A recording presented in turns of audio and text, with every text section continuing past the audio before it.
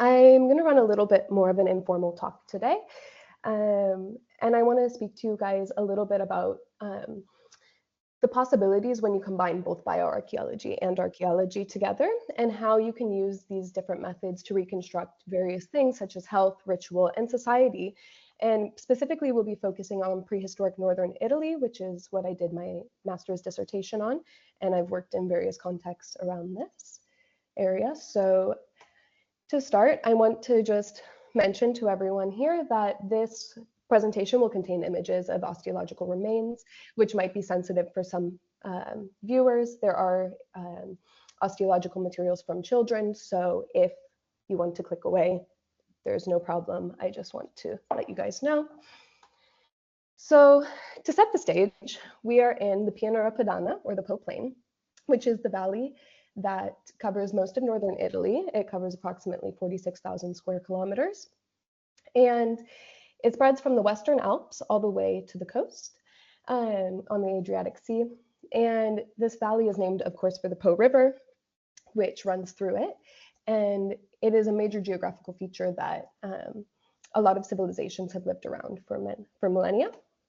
So just to familiarize ourselves with what I'll be talking about. So first, we'll start with the Neolithic in the Po Plain, which runs from about 4,900 to 3,900 BCE, particularly the square mouth pottery fasces, which is a culture that has these very particular ceramics that have, of course, a square mouth. And if you've heard of the Venus statues that we've seen all over Europe in prehistory, one of the very famous ones comes from Via Guido Rossi, which we'll be talking about later, and you can see here. I'm uncertain if you can see my cursor, but it's there. Then we'll move to the Copper Age, which has two distinct phases. First, the indigenous Copper Age people of northern Italy, and then the Bell Beakers. And then we'll move to the early Bronze Age with the Polata culture, or the pile dwelling culture, where you can see a reconstruction here of the houses and a typical ceramic shape from the fasces. So for my thesis, I analyzed various burials from different sites in chronology, particularly around Parma, which is in the Po Plain in Emilia-Romagna. And I went through various phases, as you can see here, and I'm not going to focus too much on this because mostly what I want to talk to you about here is what evidence can we find from bones, and how does this help us see the bigger picture? So why are we combining this data? Well, typically on an archaeological excavation, you document the burial orientation, the position, the type of necropolis, the grave goods. And then later in the laboratory, you can determine the age at death, pathological markers on the bone. These are published separately, but I think that it's very important to integrate this type of data, because when you integrate it, you can see a much bigger picture. And I'll give you guys two different ways that you can do this. So first, we'll start with a Neolithic to early Bronze Age transect, and later we'll go into an early Bronze Age to late Bronze Age transect using two different methods that you guys can see. So first, we start with Neolithic, and these are some of the archaeological data that were collected on various sites that you can see. So the sex statistics and burial positions, overwhelmingly in the Neolithic, the burial orientation is east to west. And this is true for both males and females, as well as children, which are represented in the necropoli at various age points. And here you can see a very typical square mouth pottery 1 site. So there's actually two phases of square mouth pottery. The first one is characterized by these very small burial grounds. Here you can see the burial ground at Foligno, and there's only 3 graves present at this burial ground, and this is quite typical of square mouth pottery 1. The burial grounds range from about 3 individuals to probably maximum 5 or 6 individuals. And you can see here the very typical crouched position laying on the left side for these individuals, and you can see that the remains are not fantastically preserved, but you'd be surprised how much information we can actually tell about them. If you notice here in Tomb 1, there are some grave goods, so we know that these people were buried intentionally and probably had some ritualistic aspects to the grave. Interestingly, this site and another one called Vico Fertile, which we'll explore later, both are connected to production spheres. So perhaps this is some sort of association with ritual and the production space, maybe a blessing of the ancestors. And we'll talk about that a little bit later. So like I said, I want to focus mostly on kind of biographies of the dead with this first part of the talk. So we'll be going through various tombs and what we can learn from them. So this first one that you can see is at Via Borgonzi, where there were 3 tombs, 1 child, 1 juvenile, and 1 adult. And this is the child of 4 to 5 years old. And you can see that on the excavation, okay, you can find the burial position, you can see the orientation, but something that we noticed after we took it out of the ground is that this individual had a nonspecific infection or periostitis on the lower long bones. So this is the left and the right femur that you can see.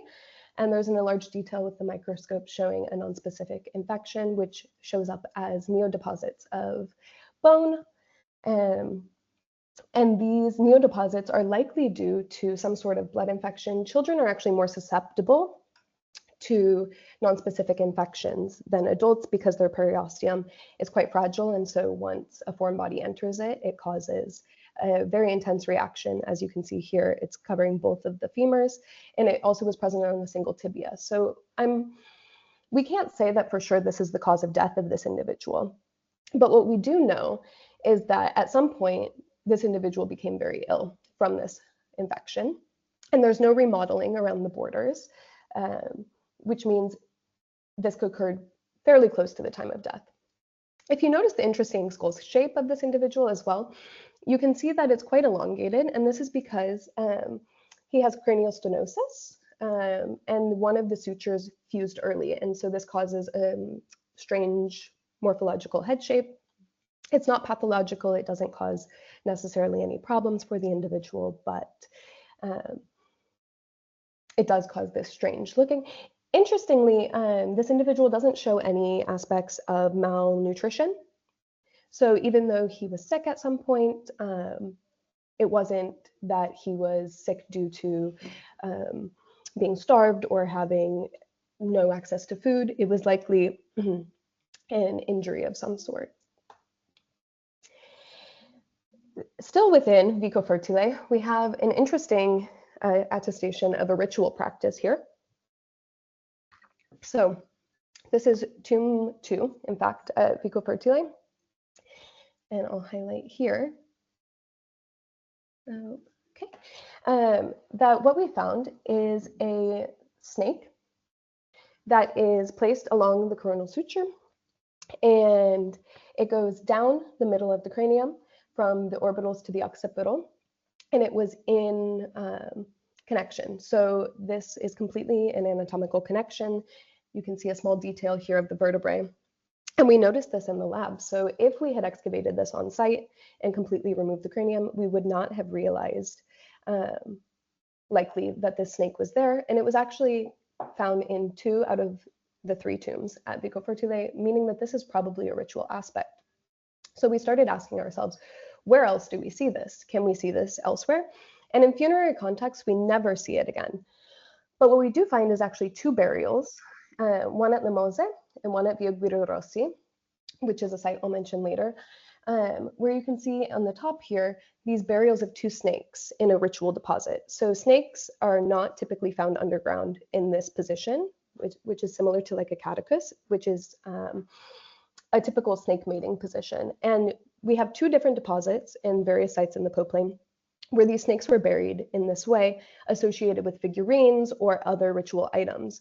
So it leads to the question, why is the snake now being put on the cranium? Is this some sort of burial ritual? If so, why do we not see it other places?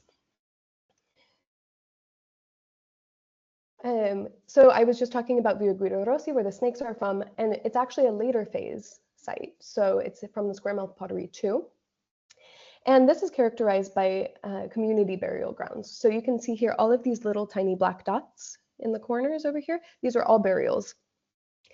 And the burial practice stays the same, in fact. People are still buried on their left side in the east to west orientation and still crouched. men and women are both represented as well as children. But rather than 3 or 4 burials, it's actually the entire community. And one of the most interesting cases, in my opinion, at Via Guido Rossi is the case of Tomb 24, which is the third oldest case of Neolithic tuberculosis we have in Italy. And here you can see some lesions. The femur, one of the fingers up here, the metacarpal, one of the vertebrae, and the cranium. So the cranial lesions are actually not due to the tuberculosis, they're due to metabolic dysregulation. And so this individual had multiple bone tuberculosis, which affected nearly 95% of the bones in her body. And she was only 24 years old at her time of death. And this is interesting because tuberculosis occurs in phases, and it will keep recurring throughout your life if you don't treat it, which in the Neolithic, we don't believe they had a way to treat this. And so this individual, likely by the end of her life, was severely disabled and debilitated.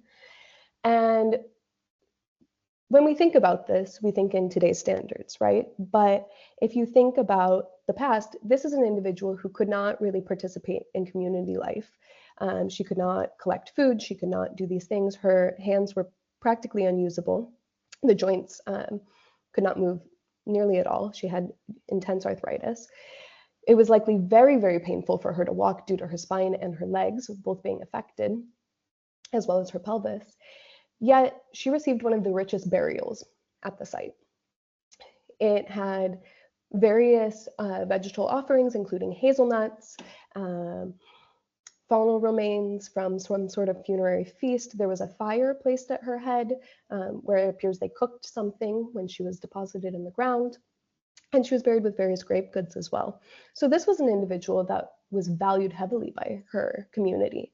She was given a place of respect in the burial ground, yet she was a young woman. So it's not that she necessarily held a very prominent place in the society and then became debilitated. She was likely debilitated for many, many years. And the community still fed, cared for her, and loved her even after death in order to celebrate her life like this.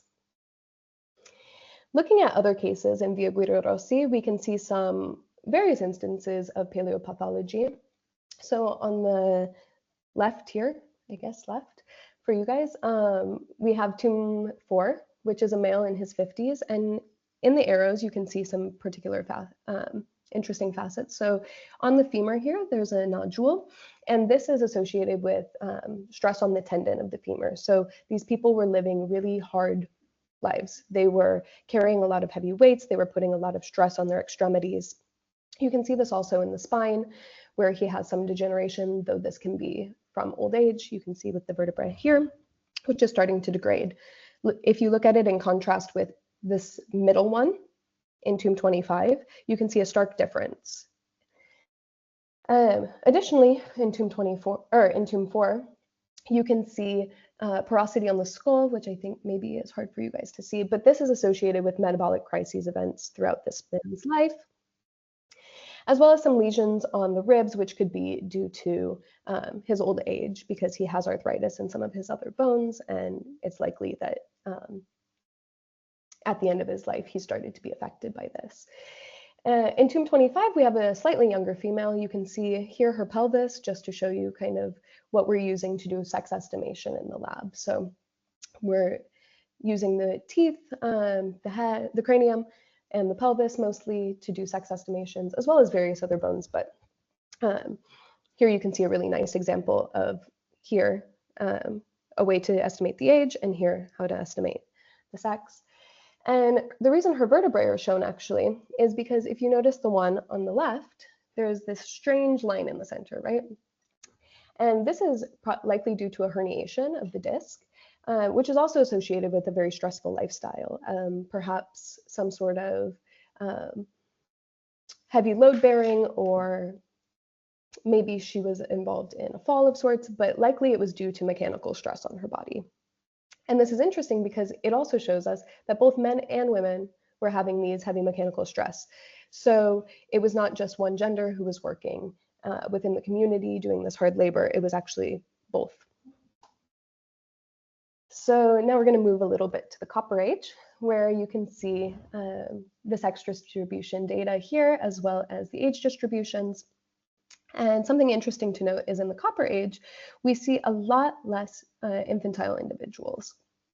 So children were not being buried nearly as much as they were in the Neolithic. Still, men and women are being buried on the same sides, but instead the pole of orientation flips. So people are buried from the west to the east now. So it's the same pole, but people are laid on the opposite way. And still fairly distributed in terms of sex, both men and women being buried. But interesting to note is the cemeteries grow smaller again. These necropoli are quite small. Here you can see at Via Guido Rossi in the Copper Age sector that there's actually only 3 tombs, which contain 4 individuals. Tomb 2 is quite interesting, and we'll go into that in a second. But you can see, again, it's a smaller burial ground, and it seems like they're burying only the elite of the class because the burials are very, very rich in grave goods. So, Tomb 2 at Via Guido Rossi. It's quite interesting because when they excavated it as part of the rescue excavations, it seemed empty. It seemed like this was an accidental deposit of bones. In fact, the only things present were a very small piece of the pelvis, a part of a scapula, and a very small piece of cranium. And originally it was hypothesized that, okay, this is just maybe a place of a secondary burial. But I would like to propose more of a ritual function due to this indent right here on the cranium. So the only piece of cranium that we still have that survives shows that this is an old individual. There's no sutures on the cranium. They're all obliterated, meaning that this individual is quite old. Due to the piece of pelvis, we know it was a female. And interestingly, there's this depression on the cranium, which is concurrent with a blunt force trauma. So this could have been a ritual sacrifice, which is why we don't find the rest of the remains. Perhaps these bones were used for something else. But the point is, it's not accidental that this happened. This is a direct trauma. And the other bones also suffer similar traumas, though they're very hard to photograph. So this one is the one I'm showing you. And it makes us think about, okay, why were these people being ritually buried like this? And why were they the victim of violence? There were still grave goods present in this deposit. So we know that this wasn't like killing and then throwing the bones somewhere. We know that it was intentionally deposited this way. But it's interesting to think of the fact that, okay, we have trauma and violence on this skeleton, but we also have it in the others in the cemetery. There's also a double burial, which I'm not going to speak about today, but there is a double burial. So this, of course, insinuates the fact that if these 2 individuals are buried together, did both of them die at the same time? Or was one of them killed to accompany the other into the grave, which we see later. Here I just wanted to show you one of the typical Copper Age graves. So you can see the nice grave goods here at the feet, and there were some around the cranium here. And this individual was juvenile, and so you can see that her femur here is actually still in fusion. So the distal part of the femur is not fused to the rest of the bone yet, which is one of the ways that we can tell age of subadult individuals. And you can see that the burial position also in the Copper Age changes drastically. Here we have a supine person. Prone positions also exist, and the burial position is completely uncodified at this stage. Individuals are buried crouched, prone, supine, kind of every which way. Also in the Copper Age, we have another phase at Via Guido Rossi with the introduction of bell beaker individuals and this idea of a funerary house. So here you can see the 2 funerary houses at Via Guido Rossi, where in the first one, there's 2 individuals, and in the second, 3 individuals. And what's interesting to note about this is the axis of orientation completely changes in the burials. Now people are being buried from the north to south plane. And men and women are being buried differently. So men are buried in one direction and women the opposite. They both face the same way. So men are placed in left lateral on their left side and women on their right side. So they're all facing the same way, but there's starting to be this sex distinguishment between the two genders. Interestingly, all of these individuals are old, and this grave shows a lot of beautiful grave goods, which we'll see in a minute. But what this is telling us is these are an elite class of people. This is by no means representing the entire population. And so these sort of monumental structures are becoming quite popular. And this leads to the question, why? Why do we suddenly see this complete shift in ritual practice and how they're being buried? Why are the cardinal directions changing? Why are these important things changing? Why is this new cultural fasces completely emerging with a completely different type of ceramic, completely different burial practices? And you can see here some of the grave goods I'm talking about, the bell beaker pots. And these individuals, they still have a heavy workload. We can see some vertebral trauma, some metabolic disease, as well as possible arthritis in the individuals. So even though they were elite, they're still working and they're still living strenuous lifestyles.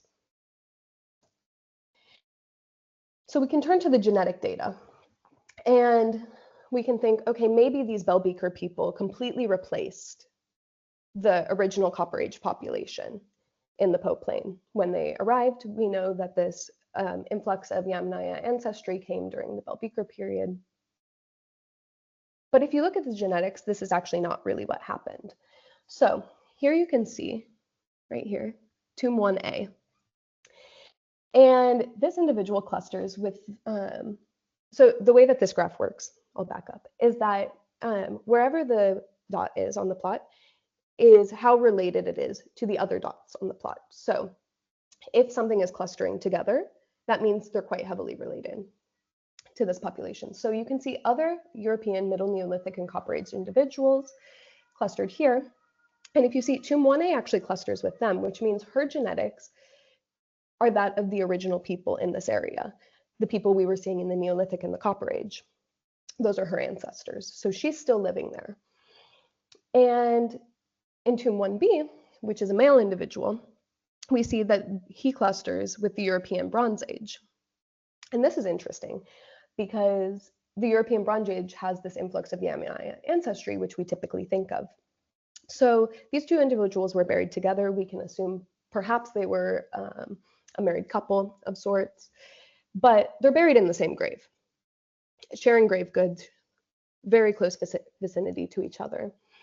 And this means that there wasn't a complete replacement of this culture, even though we start to see no archaeological record of the past Copper Age people, their material culture, their ways of living. People were living together.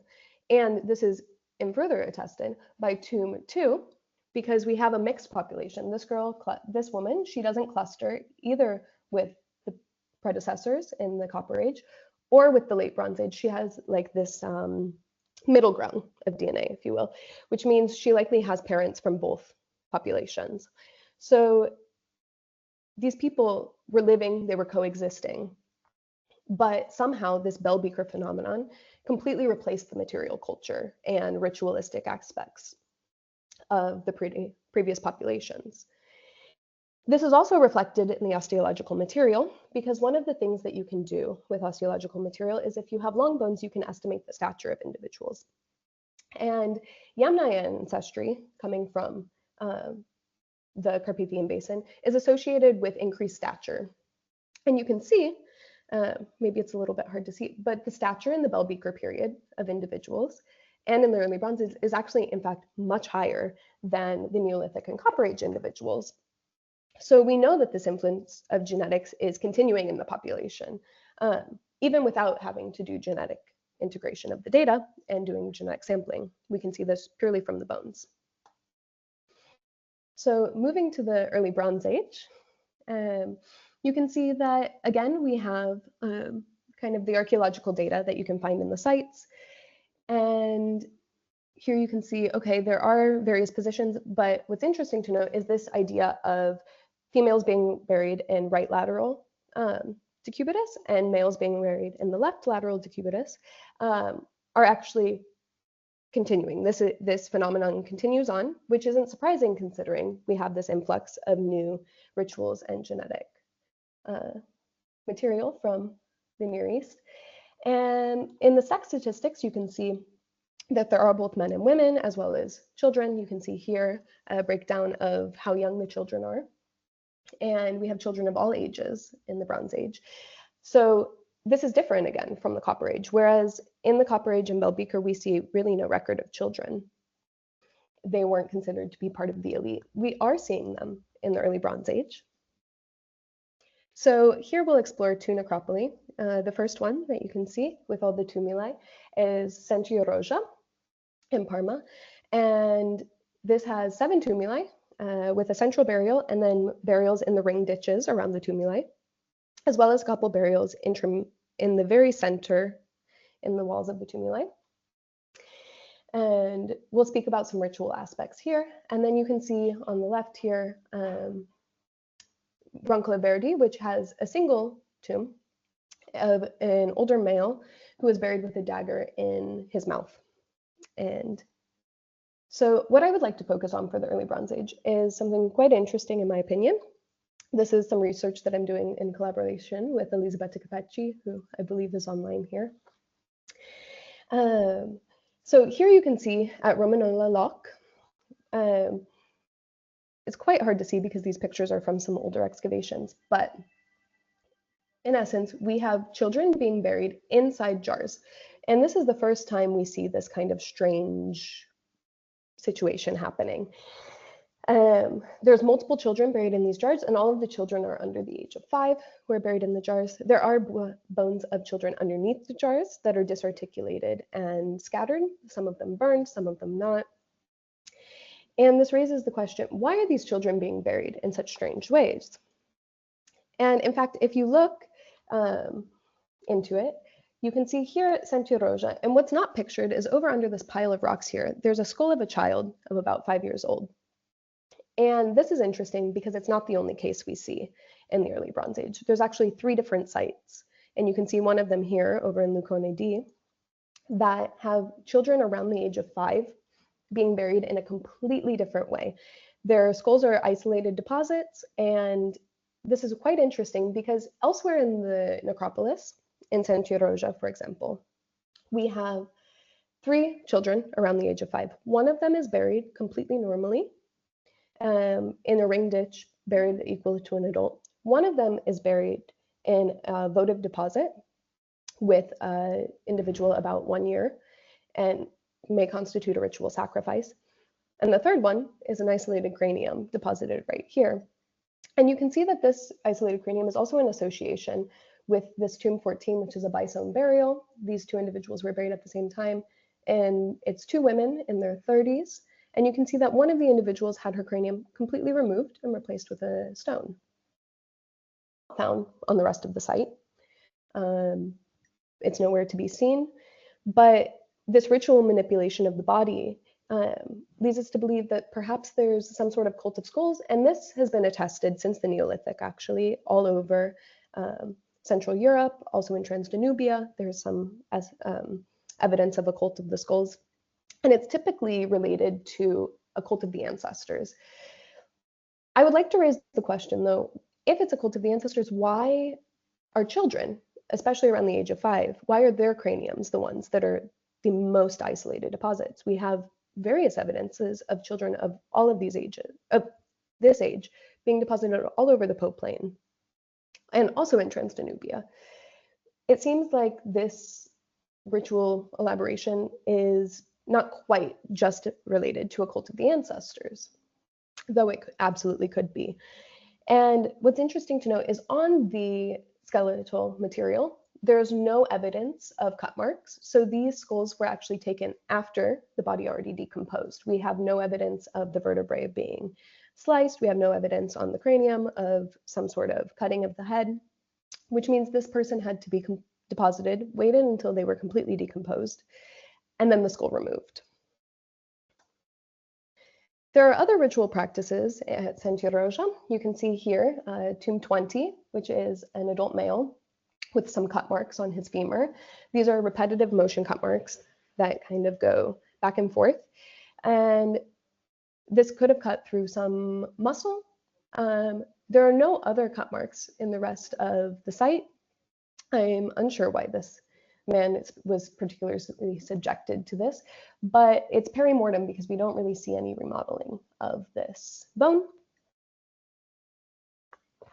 So I'm uncertain if this man died from this, but we do know that he had some sort of violent interaction, whether that was pre or post-mortem. And here we can see the other 5-year-old I was talking about with a deposit of a 1.5-year-old, where both of these individuals were buried in the same deposit within Tumulus A, inside the mound. And what's interesting to note is half of the skeleton of tomb 15 is missing. There are no cut marks on the body, but only the left side of the body is present. It's also highly unlikely that these two individuals died at the same time and then half of one of their bodies were removed, also with the strange context of their burial within the mound, as this is the only burial, besides another 1-year-old, that is found inside the mound of the tumulus. So it seems like these children, up to the age of 5, have a very different burial practice. These are the only individuals under the age of 5 at the site, up until including the age of 5 at the site. So this age of 5 seems to be a transition period for children in the early Bronze Age. And we can think about why this is. So if you look at the osteological evidence, here you can see hypoplastic lines on the teeth. And these lines, also called Harris lines, you can see are associated with ages. So these ages are ages in which metabolic crises events occurred for these children. And if you look at the age events, you can see that they were occurring between the ages of about 3 and 5 years old. And typically these lines, especially in children of this age, are associated with weaning stress. So we can think maybe this is showing us that pre-weaning children are considered one class of people, whereas post-weaning children are considered an entirely different class.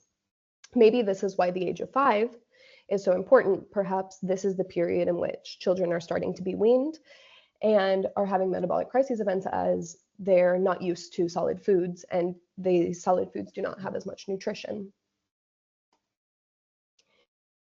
So I'm going to wrap up a little bit this section and move on into a larger scale study, but kind of what I wanted to show you is through looking at these small case studies and thinking about the context in which they were found, we can see how people were included and excluded within their community, how different classes of people developed, how we can see an elite class or a completely flat structure of society. We can also see if women and children were treated the same as males, which is the case in the Neolithic and the Copper Age. But again, from Bell Beaker and early Bronze Age with this new cultural horizon, we see a complete shift in this. Women and children start to have a stratification. They are not included as much in the burials, or they're given different burial rites. In the Bronze Age, we see a huge social stratification where you can see these different various burial structures that seem to indicate different levels of prestige within the community.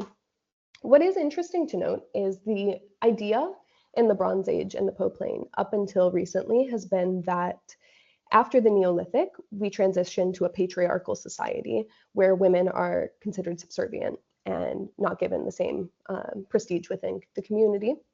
But this isn't actually evidenced in the early Bronze Age. At Santiaroja, out of the 6 tumuli that have central burials, 3 of them are women and 3 of them are men. Perfectly exactly equal. In the rest of the site, the pattern is similar. There's both men and women. In votive deposits, there's both men and women in various classes of the society. And so this is interesting to think. While we can't assume that this extends to the entire period of the society or the entire community, at least in the upper or elite classes, as these are elite burials, we know that men and women were being given the same burial treatments, even though there is this distinguishment between the sex in the burial position. it's something to consider. Obviously, there's high variability between sites depending on the context and all of these periods, but by looking at these single cases, we can see instances of pathology in the community, like at Guido Rossi, where we saw that tuberculosis was present in the community and likely other individuals had this disease as well, but we don't see it in the osteological data. And I want to point out that the dimensions of these excavations obviously limit the known data, and this is in just one small area. I looked also at the health conditions and paleopathology of this area, and you can see that they're quite changing over time. But in essence, the data shows a less percentage of pathological events in later time periods, which means that health conditions were improving for individuals through time. And we'll continue this later. In particularly, we see that diet and metabolic crises events are decreasing. In the Neolithic, we have to think that some of these events are not able to be seen because the teeth are simply not preserved. But what's interesting to note is this age of hypoplasia that we talked about for weaning stress actually shifts. So in the Neolithic, this age is between 2 and 4 years, and in the early Bronze Age, 3 and 5 years, which doesn't sound like a big difference, but it is statistically significant. So we can think about perhaps this age shift as being related to how the community was operating, when they were weaning children, how children were being included in the community, what was expected of them. And in addition, less percentages of individuals with dental disease can indicate improvements to the diet, which causes less dental pathologies in the later populations. And we know that in the early Bronze Age that the diet was improving with all this trade and the movement of peoples. So people were having more balanced diets. And here is just some of the continuous and discontinuous evidences that we saw. But what I would like to kind of turn your attention to is this was a small scale biographical study. The point of the previous study was to look at individuals, reconstruct how their life probably was, and then use this to inform the dynamics of the community. The following part, we're going to look at a more larger scale study where osteological data was taken into consideration in mass, so compiling populations at various necropoli from the osteological data, but using this to determine what type of health conditions people in these areas had at this time.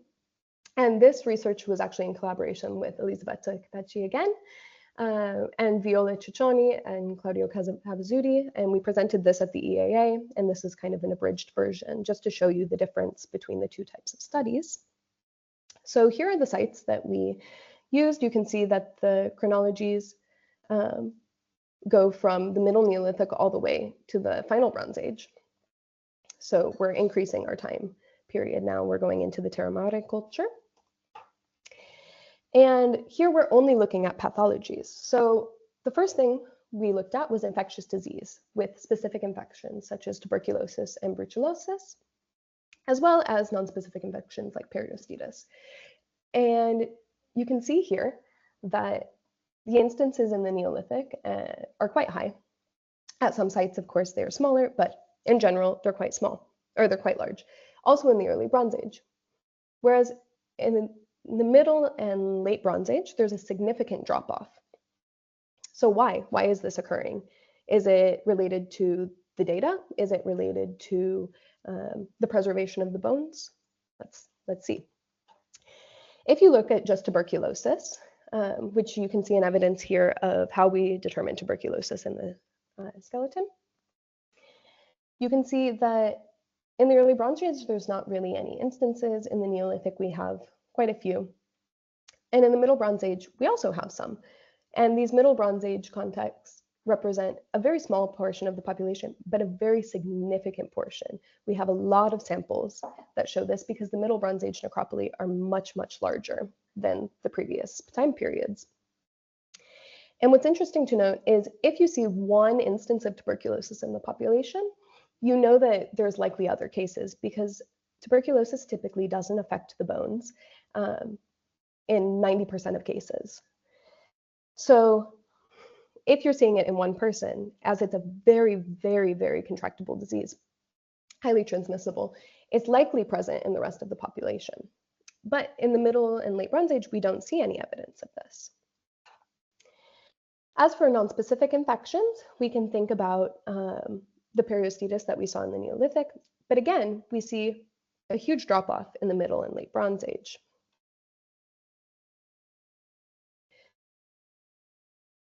However, in the Middle Bronze Age, we do see an increase in the level of violence. And when you have these traumatic instances to the skeleton, typically periostitis follows as the bone tries to heal from this.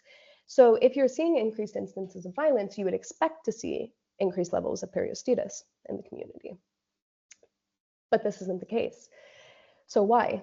Well, at Olmo di Nogara, we actually see some evidence of puncture wounds. So we know that there's these instances of trauma, but this puncture wound has some, I believe, okay, sorry, the picture isn't showing up, but at Olmo di Nogara, we also have evidence of trepanation and cranial surgery. And here you can see some tools that were found recently at the Terre Mare of Pregato. And these tools are implied to be of surgical nature. So perhaps this falling instance of disease and nonspecific infections in the community is actually intentional. This is due to the advent of better medical practices, ones that are actually causing people to survive their injuries and to not develop these huge lesions or to die from the injuries. In terms of metabolic disease,